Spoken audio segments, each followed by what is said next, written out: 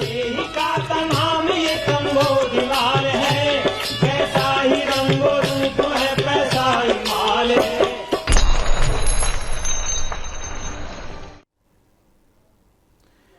नमस्कार, मैं हूं शुभम शंकधर और आप देख रहे हैं मनी 9 का स्पेशल शो मनी सेंट्रल। मेरे साथ स्टूडियो में अंशुमान तिवारी जी जुड़ गए हैं।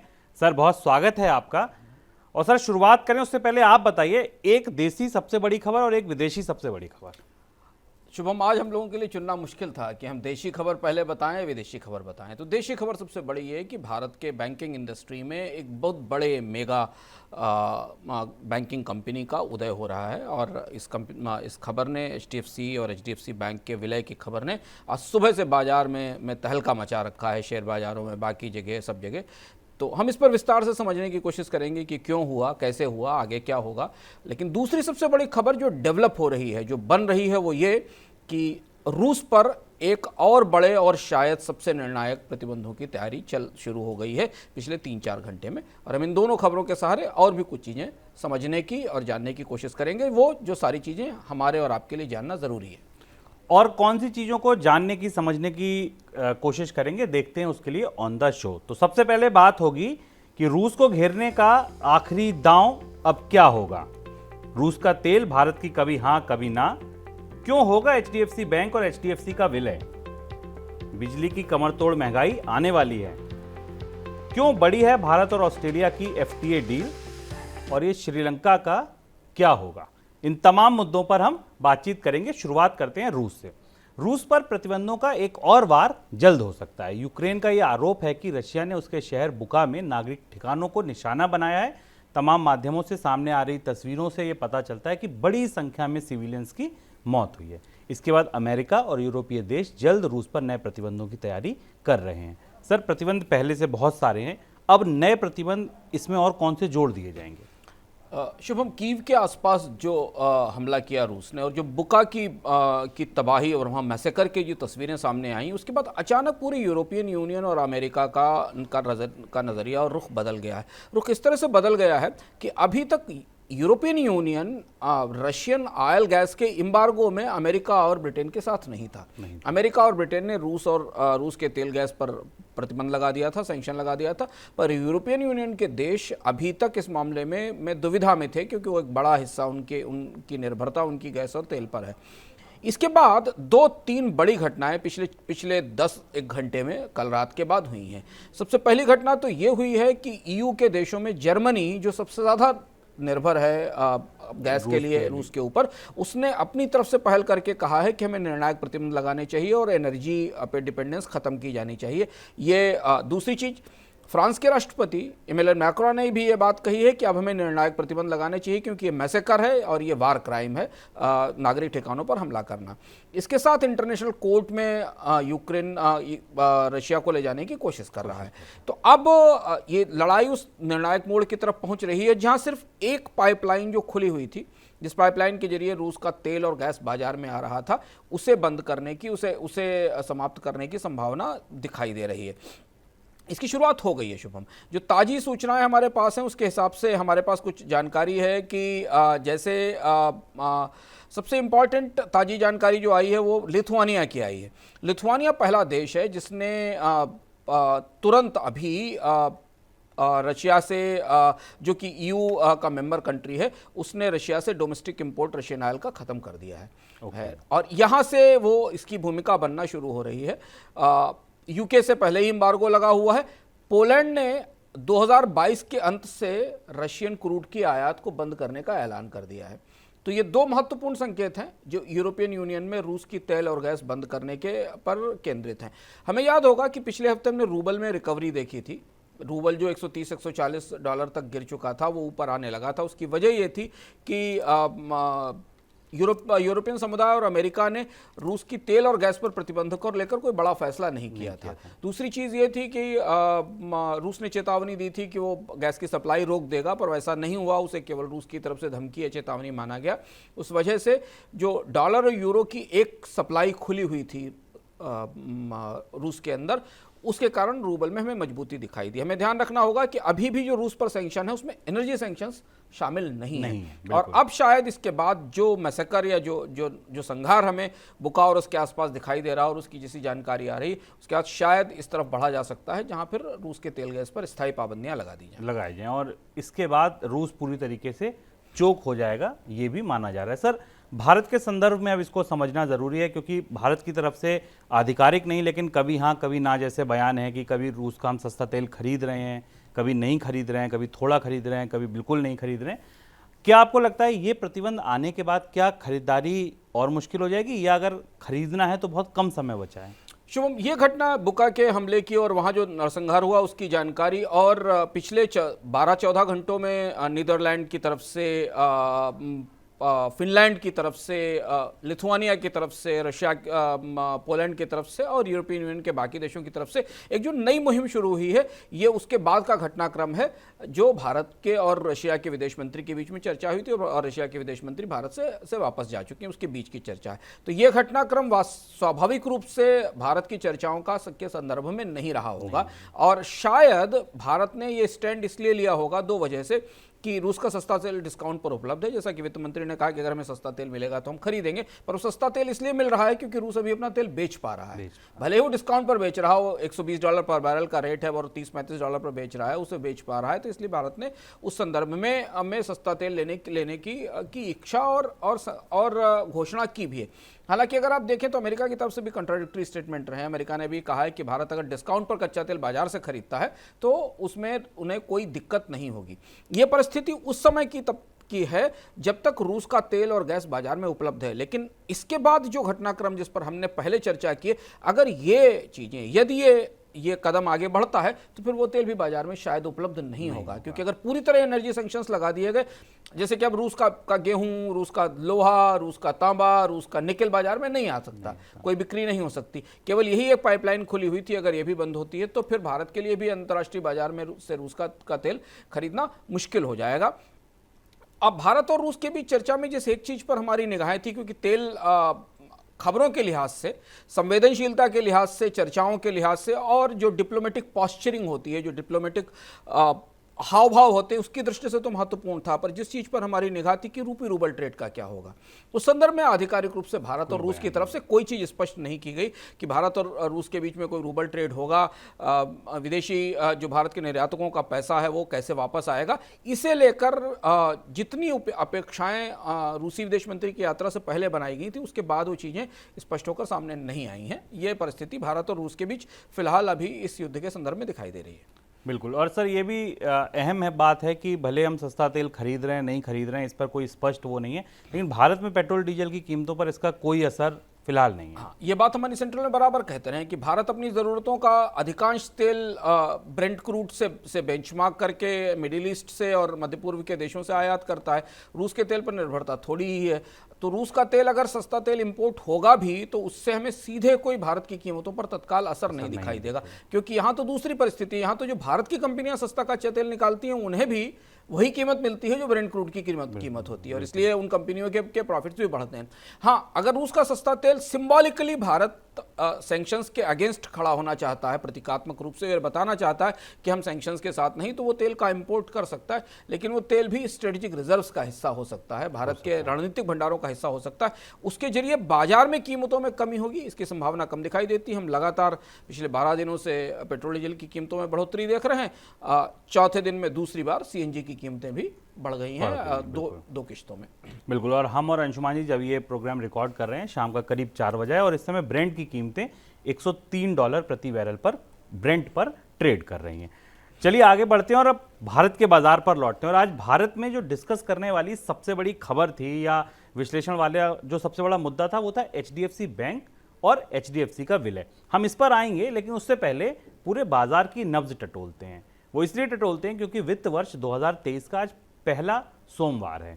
अगर आप सही मायने में माने तो आज से वित्त वर्ष की शुरुआत बाजार के नजरिए से हो रही है। एक ट्रेडिंग सेशन हालांकि पहले हो चुका है, तो ये सबसे उपयुक्त समय है ये देखने का कि 2023 में बाजार कैसा रहेगा। हम अर्थव्यवस्था पर तो बात करते रहते हैं, और 2022 का राउंड अप कैसा था। फिर आते हैं HDFC बैंक की खबर पर। पहले आप देखिए मनी 9 की स्पेशल रिपोर्ट।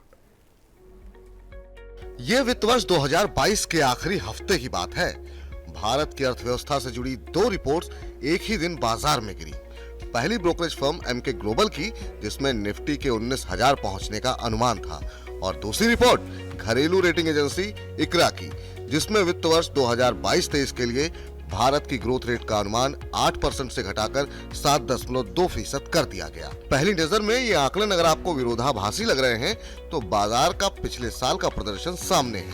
पिछले वित्त वर्ष की शुरुआत कोविड की दूसरी लहर के चरम बिंदु से हुई थी और अंत जियोपॉलिटिकल टेंशन, ब्याज दरों में बढ़ोतरी, तपते मेटल और उबलते क्रूड के साथ हुआ। लेकिन इन तमाम खबरों के बाद भी वित्त वर्ष 2022 में शेयर बाजार के निवेशकों ने जबरदस्त कमाई की।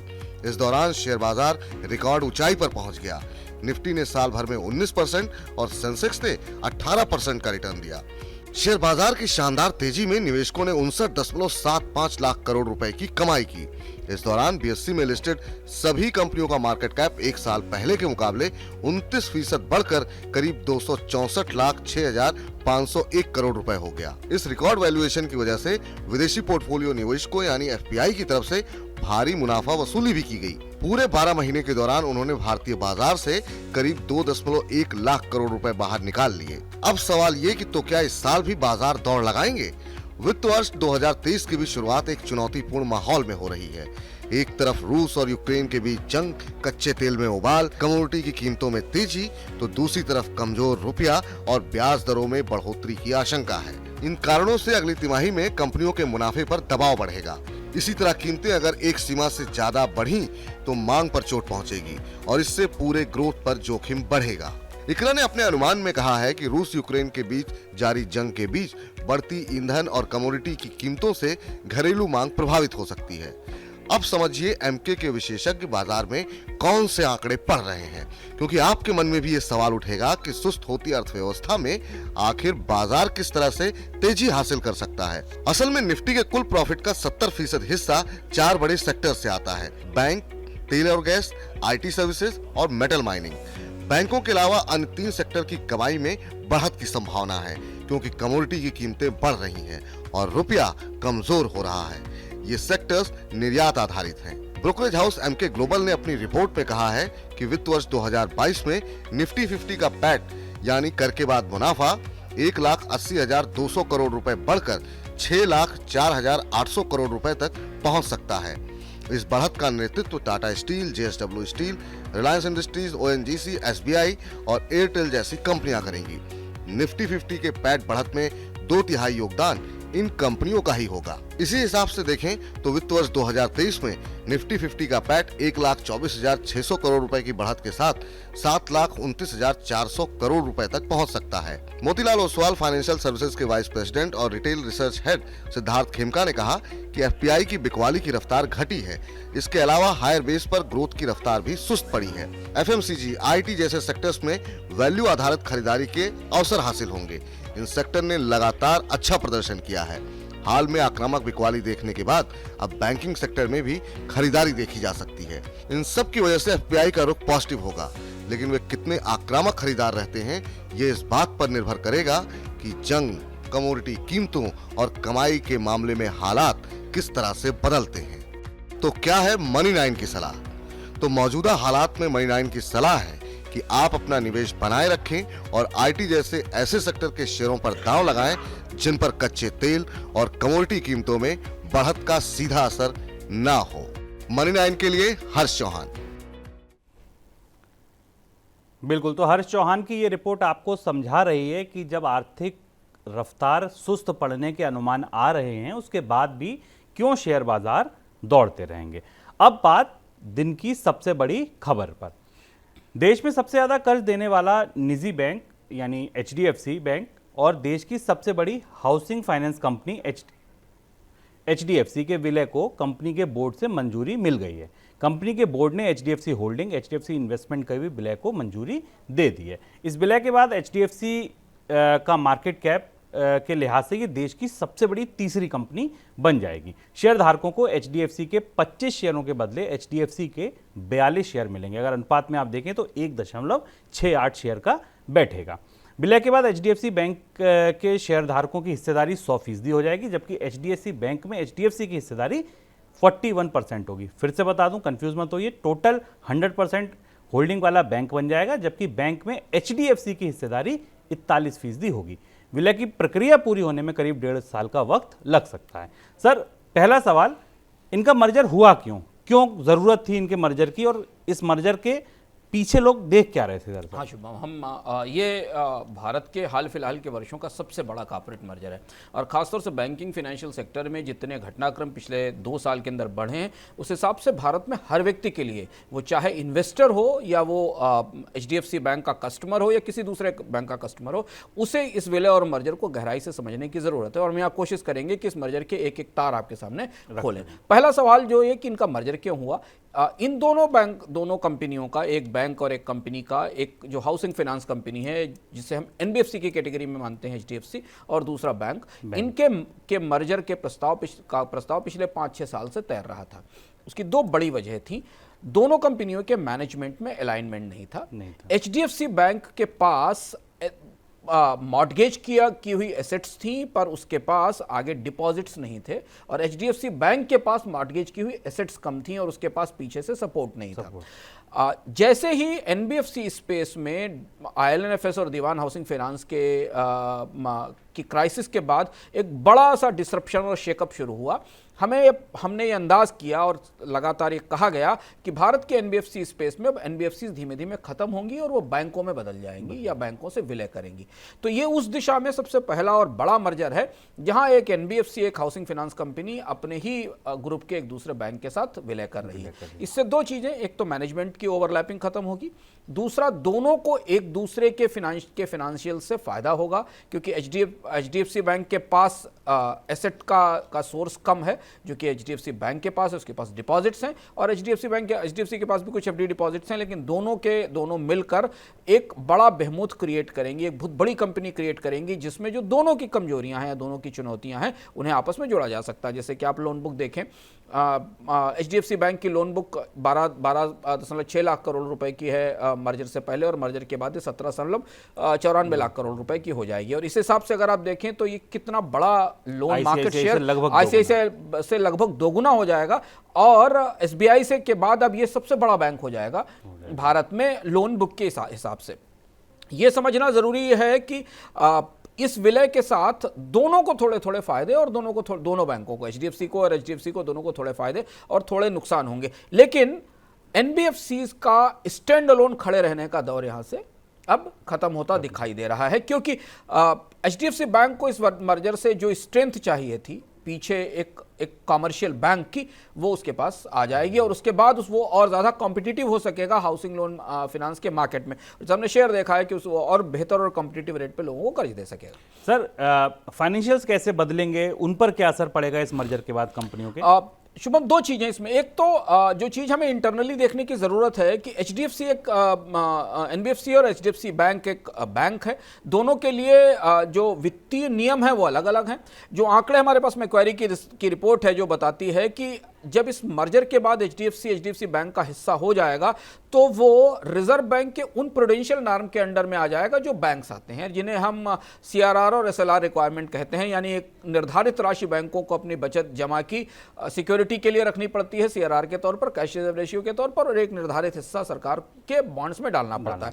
इससे बैंक के इस जो मर्ज एंटिटी है इसके ऊपर शुरुआत में इंक्रीमेंटली 700 से 800 बिलियन रुपीस के आसपास का इंक्रीमेंटल दबाव बनेगा, और जो इनकी यील्ड पर असर करेगा। और ये पोर्टफोलियोज जो पीएनएल पर असर करेंगे, और ये चेंज जो आएगा वो एचडीएफसी को जो फायदा एनबीएफसी होने के कारण मिलता था उसमें कमी आएगी, क्योंकि ये बैंक की कैटेगरी में आएगा।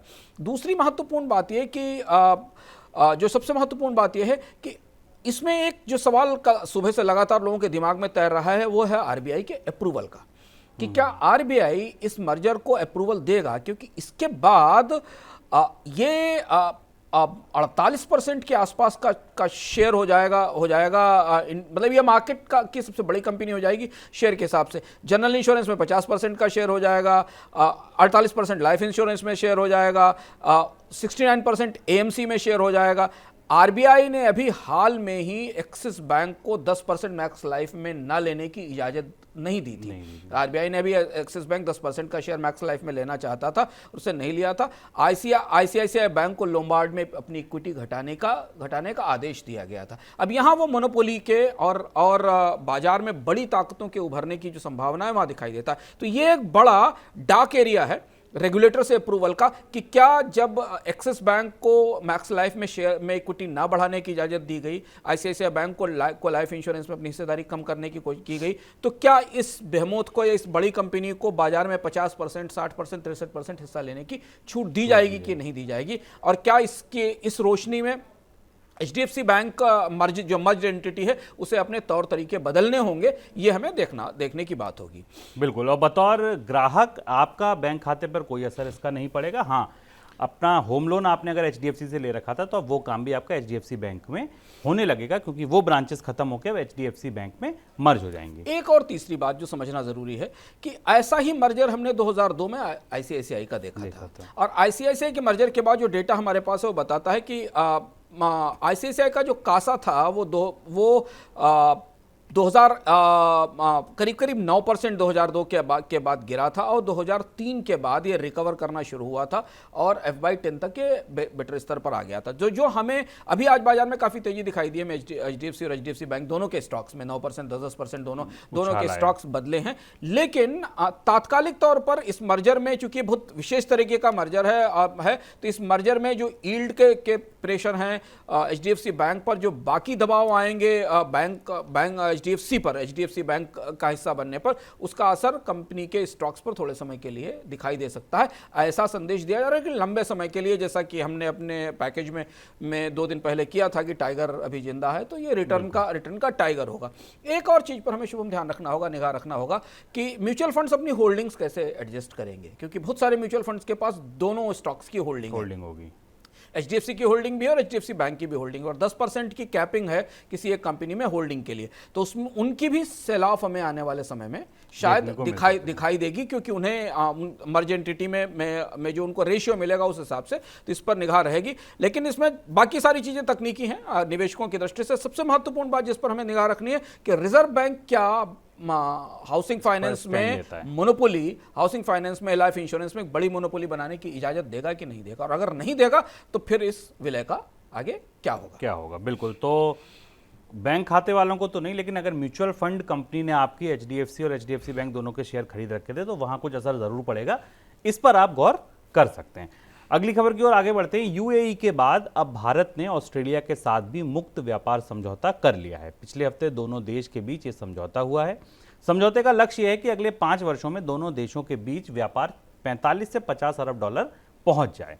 फिलहाल दोनों देश के बीच करीब 27 अरब डॉलर का सालाना व्यापार, यानी कि व्यापार को 2 गुना करने का लक्ष्य रखा गया। इस समझौते के तहत ऑस्ट्रेलिया निर्यात होने वाले लगभग 96% भारतीय वस्तुओं पर कोई शुल्क नहीं लगेगा।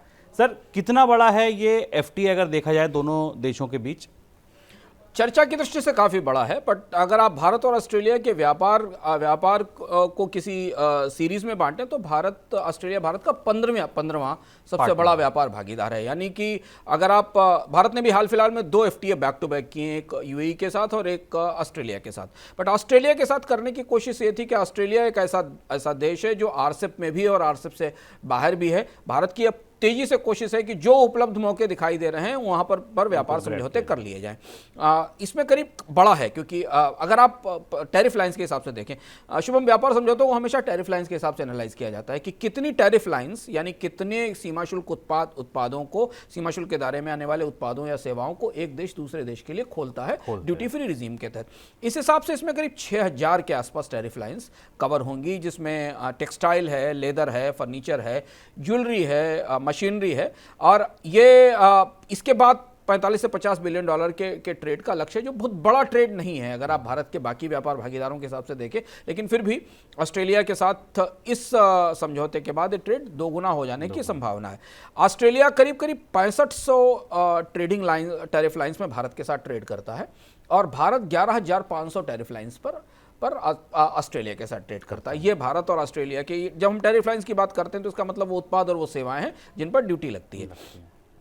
ऑस्ट्रेलिया का जो ढांचा है उसमें समझना जरूरी है कि ऑस्ट्रेलिया का भारत का को अधिकांश निर्यात रॉ मटेरियल से जुड़ा हुआ है, क्योंकि ऑस्ट्रेलिया एक एनर्जी मिनरल रिच कंट्री है, मिनरल रिच नेशन है। तो वहाँ से मुख्य रूप से बहुत सारा कच्चा माल खनिजों के तौर पर भारत में आता है। उम्मीद है कि भारत शुल्क मुक्ति के बाद भारत की कंपनियों को सस्ता कच्चा माल मिल पाएगा और वो ये इस समय पर हो रहा है। 4 महीने में शायद ये समझौता सक्रिय हो जाएगा। तो इस समय जब अंतर्राष्ट्रीय बाजार में धातुओं की कीमतें बढ़ी हुई हैं तो बहुत सारे उद्योगों को इस समझौते से उम्मीद है कि उन्हें कम से कम अन्य बाजारों की तुलना में सस्ता कच्चा माल मिल पाएगा।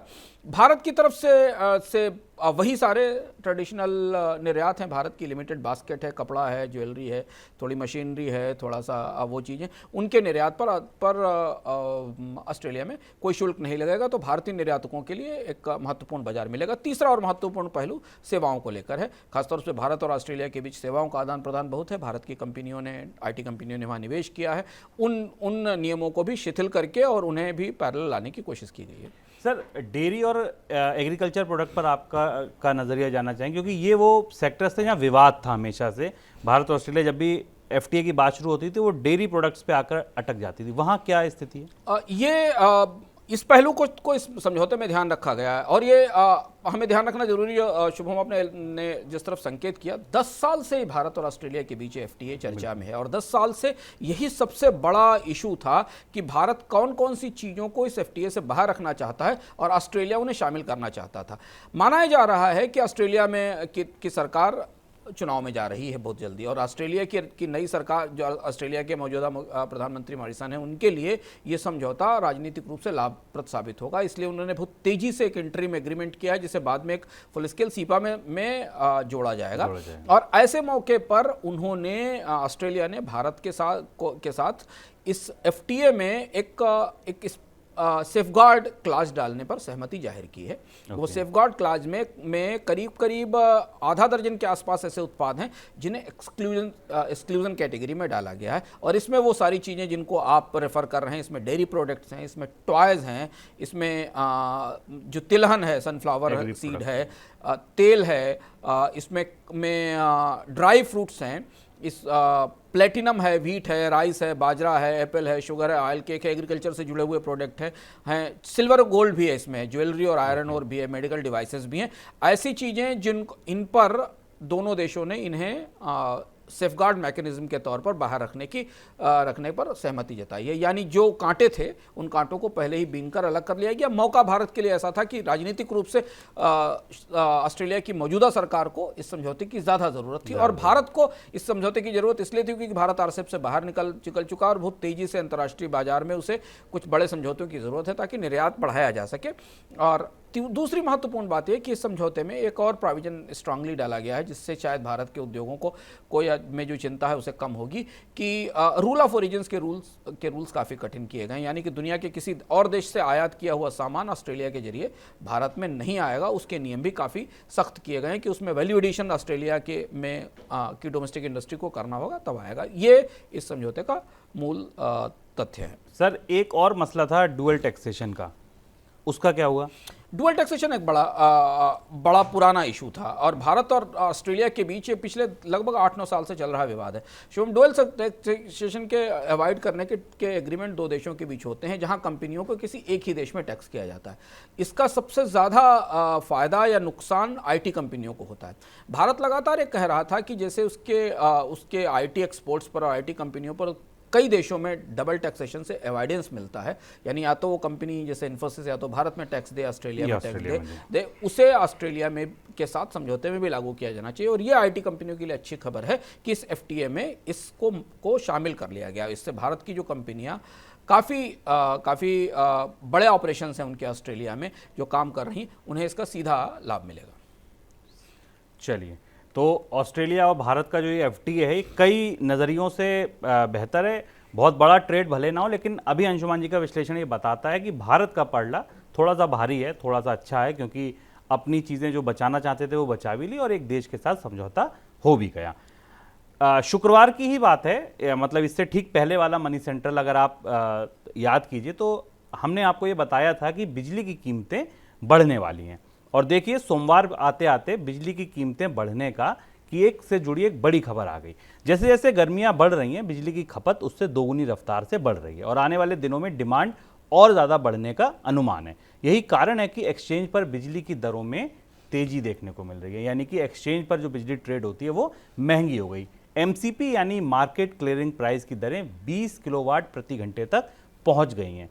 सीईआरसी ने पावर एक्सचेंज से दरों को ऊपरी सीमा 12 रुपए प्रति किलोवाट करने को कहा है, यानी कि इस पर कैपिंग कर दीजिए, 12 रुपए से ज़्यादा ना बढ़ाई जाए। मार्च के महीने में ही डिमांड 199 गीगावाट तक पहुंच गई थी, जबकि 25 मार्च को अलग अलग कारणों से उत्पादन प्रभावित होने की वजह से 4060 मेगावाट की शॉर्टेज रही। तीन बातें, डिमांड बढ़ी, दूसरी बात शॉर्टेज रही, तीसरी बात एक्सचेंज पर प्राइस तेजी से बढ़ गए। सर, पावर प्राइस की कैपिंग क्यों की गई? क्या लग रहा है कि आने वाले दिनों में बिजली की कीमतें और तेजी से बढ़ेंगी? हाँ, अब बाकी चीज़ें डिमांड सप्लाई का मिसमैच हमने बता ही दिया है। अगर आप पावर एक्सचेंज को देखें, पावर एक्सचेंज भी जैसे कमोडिटी एक्सचेंज या स्टॉक एक्सचेंज होता है उसी तरह से काम करता है। और जैसे हम स्टॉक मार्केट की जबान में कहना Shubham upper circuit lower circuit होते हैं, वैसे पावर एक्सचेंज में भी एक सर्किट होता है। उस सर्किट, वो बिजली के सर्किट जैसा ही सर्किट है। पावर एक्सचेंज में कोई भी पावर टैरिफ जो है वो 0 रुपीज़ पर किलोवाट से 20 रुपये पर किलोवाट तक ट्रेड हो सकता है। मैक्सिमम किसी भी पावर की बिड की कीमत 20 रुपीज़ पर किलोवाट तक जा सकती है।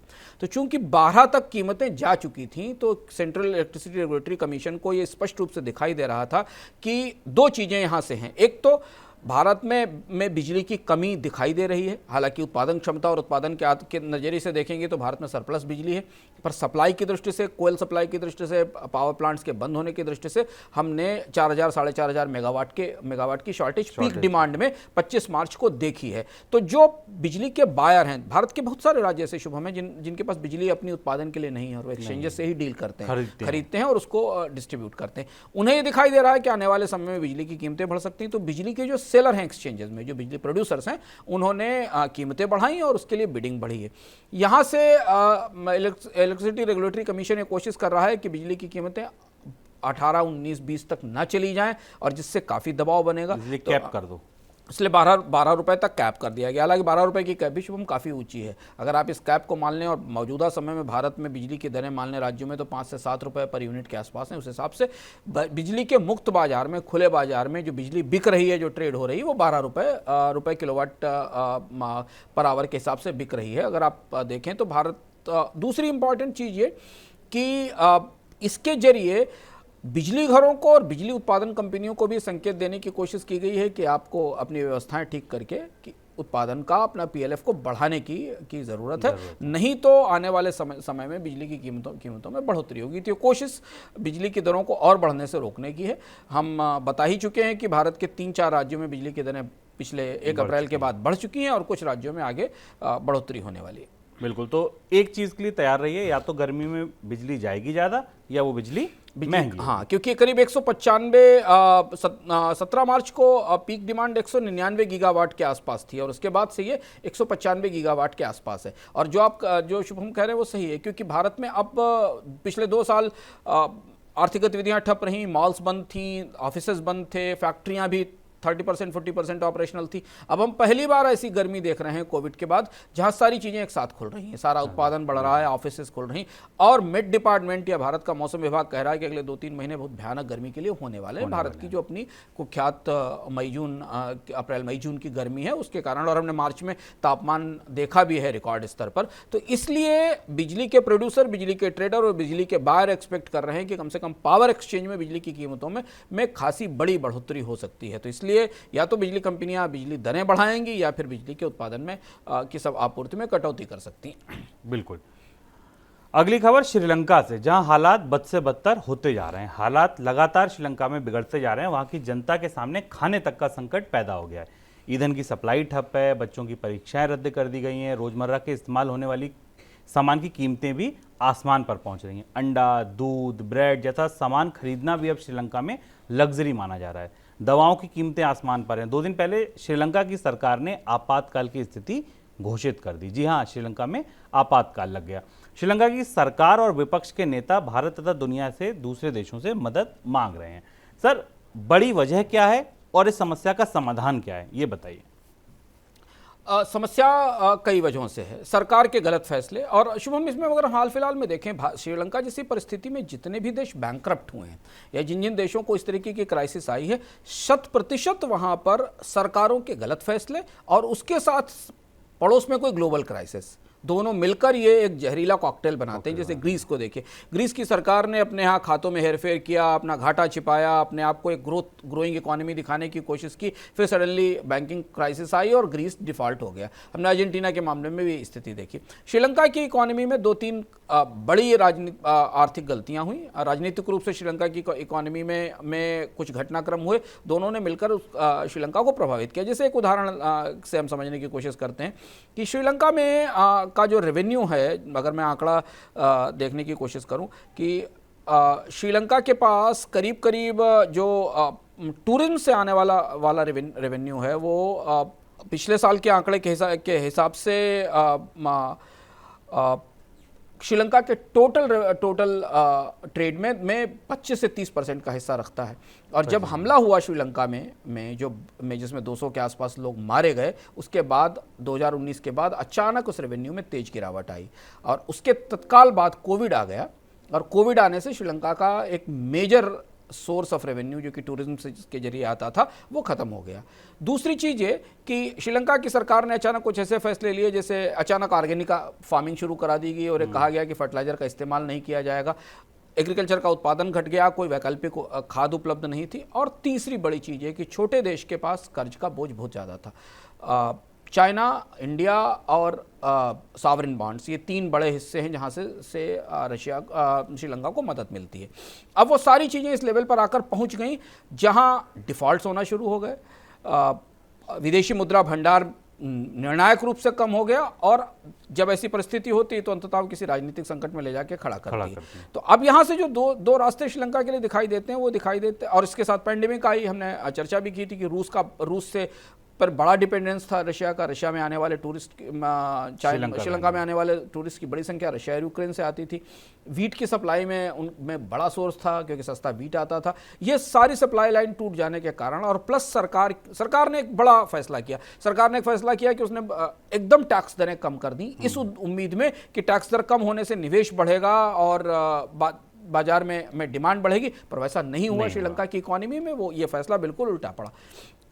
अब यहाँ 2 ही विकल्प हैं श्रीलंका के पास। एक पहला विकल्प ये कि श्रीलंका में राजनीतिक रूप से शांति हो और दूसरा श्रीलंका को आईएमएफ के बेल आउट के लिए जाना पड़ेगा और आईएमएफ का बेल आउट तात्कालिक तौर पर ही श्रीलंका को उबार पाएगा, जिसमें कि उसे कम से कम अगले 6 महीने 5 महीने के लिए विदेशी मुद्रा का सहयोग मिलेगा और दूसरा फिर श्रीलंका को वापस वर्ल्ड बैंक के पास जाना पड़ेगा। ये दूसरा रास्ता है जो लॉन्ग टर्म लोन के लिए जाएगा। शॉर्ट टर्म क्रेडिट के लिए चीन और भारत 2 स्रोत हैं श्रीलंका के पास जहां से उसे थोड़ा शॉर्ट टर्म क्रेडिट है, पर इस सब को करने की बहुत गहरी कीमत चुकानी पड़ेगी। हम पाकिस्तान को अपने पड़ोस में इस बात के लिए देख रहे हैं। वहां जिस तरीके के ऑस्टेरिटी मेजर्स श्रीलंका की गवर्नमेंट को लगाने होंगे, खपत घटानी होगी, बिजली की कटौती करनी होगी, तनख्वाहें कम करनी होंगी, बाकी चीज़ें कम करनी होंगी, वो राजनीतिक रूप से श्रीलंका की सरकार के लिए काफ़ी चुनौतीपूर्ण और साबित होंगे। तो अब ये वो एक साइकिल है, जब कोई कंट्री डिफॉल्ट होता है तो वो अगले 2-3 साल तक 4 साल तक एक लंबी क्राइसिस झेलता है। श्रीलंका उस क्राइसिस की तरफ पहुंच रहा है। और बिल्कुल आईएमएफ हो, वर्ल्ड बैंक हो, इनके जो भी मदद होती है बहुत सारी शर्तों के साथ आती हैं। वो शर्तें इतनी आसान नहीं होती हैं। आज के मनी सेंट्रल में फिलहाल इतना ही। सर बहुत शुक्रिया आपका जुड़ने के लिए, खबरों पर विश्लेषण के लिए। कल शाम को 7 बजे फिर आपसे मुलाकात होगी, तब तक के लिए दीजिए इजाजत। नमस्कार। का नाम ये कंबोज लाल है।